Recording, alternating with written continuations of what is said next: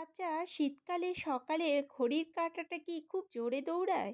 না আমরাই লেট করে উঠি আর ঘড়ির কাঁটা জোরে দৌড়াচ্ছে এই অপবাদটা তাকে ঘড়িকে দিই। কিন্তু এটা বাস্তব নয়। সময় সময়ের সঙ্গেই চলে, তাই না? নমস্কার বন্ধুরা, সবাই কেমন আছেন? আশা করি সবাই ভালো আছেন। আমরাও খুব ভালো আছি। আজকে উঠতে লেট হয়ে গেছে। প্রায় 7:30 বেজে গেছে। আর ওঠার পরেই আমার তোড়জোড় লেগে গেছে। একটু লেট হলেই আমরা ঘড়িকেই দোষ দিই। ইস!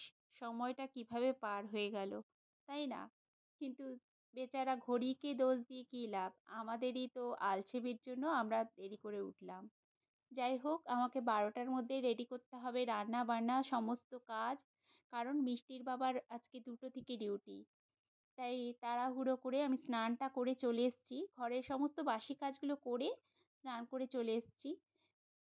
আর আসার পরে একটু পাস্তা বানিয়েছিলাম, সেটাই খাচ্ছি। মিষ্টির বাবা পুজোটা দিয়ে দেবে। ও পুজো দিয়ে তারপর টিফিন খাবে বলল। তাই আমি একটু খেয়ে নিলাম।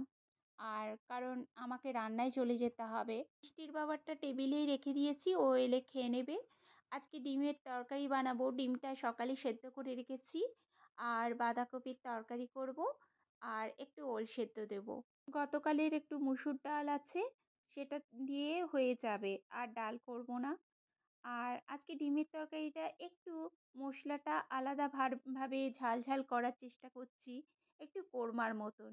যাই হোক, দেখা যাক কতটা কি হয়। একটু নুন হলুদ দিয়ে হালকা করে ভেজে নিলাম। আর এই তরকারিটাও মিষ্টির বাবার খুব ফেভারিট। এরকম পেঁয়াজটা একটু গ্রেট করে দিয়েছি, মিক্সিতেই গ্রেট করেছি। আর টমেটো, কাঁচা লঙ্কা, রসুন আর একটু রোস্টেড কাজু দিয়ে আমি একটা ব্যাটার বানাবো, মানে এটাকে পেস্ট বানাবো। ওদিকে সর্ষে তেলে ডিমগুলো হালকা করে ভেজে নিয়েছি। বেশি ভাজবো না, বেশি ভাজলে না শক্ত হয়ে যায় ডিমগুলো। আর সেই তেলের মধ্যে একটু কালো জিরে আর পেঁয়াজটা দিয়ে ভালো করে ভেজে নেব, একটু লালচে লালচে করে। তারপর লালচে লালচে ভাজা হয়ে গেলে ওই টমেটো, কাজু আর কাঁচা লঙ্কার যে পেস্ট করেছি সেটা দিয়ে দিলাম। সঙ্গে নুন, হলুদ, একটু জিরে গুঁড়ো, ধনে গুঁড়ো আর একটু পরিমাণ মতন শুকনো লঙ্কার কাশ্মীরি যে লঙ্কার গুঁড়োটা আছে সেটাও দিলাম। বেশ ভালো করে কষাবো। কষানোর উপরেই তরকারির টেস্টটা ডিপেন্ড করে।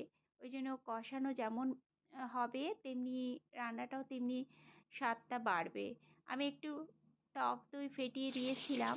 আর টক দই দিতে না তরকারিটার স্বাদ আরও যেন বেড়ে যায়। মশলাটা ভালো করে কষানোর পর ডিমগুলো দিয়ে আরেকটু কিছুক্ষণ কষাবো। আর ততক্ষণ আমি পাশে বাঁধাকপির তরকারিটাও বসিয়ে দিলাম। এবার একটু গরম জল দিয়ে দেবো। এবার হালকা করে ফুটবে। তরকারিটা না অসাধারণ হয়েছিল। এদিকে আমার বানানো একটু কত সেদ্ধ দিয়ে দিলাম, দিয়ে ঢেকে দিলাম। এবার মশলাটা দেখুন একটু তেল ছেড়ে ছেড়ে যাবে, তখন আমি নামিয়ে দেব। একদম ঝোল না, একদম মাখা মাখা। আর দেখতে কতটা সুন্দর হয়েছে, খেতে ততটাই ভালো হয়েছিল। একবার অবশ্যই আপনারা ট্রাই করে দেখবেন। রান্নাটা মানে মশলাটা দিয়েই যেন খাওয়া হয়ে যাচ্ছিল। চলুন আজকের ভিডিওটা তাহলে এই পর্যন্ত।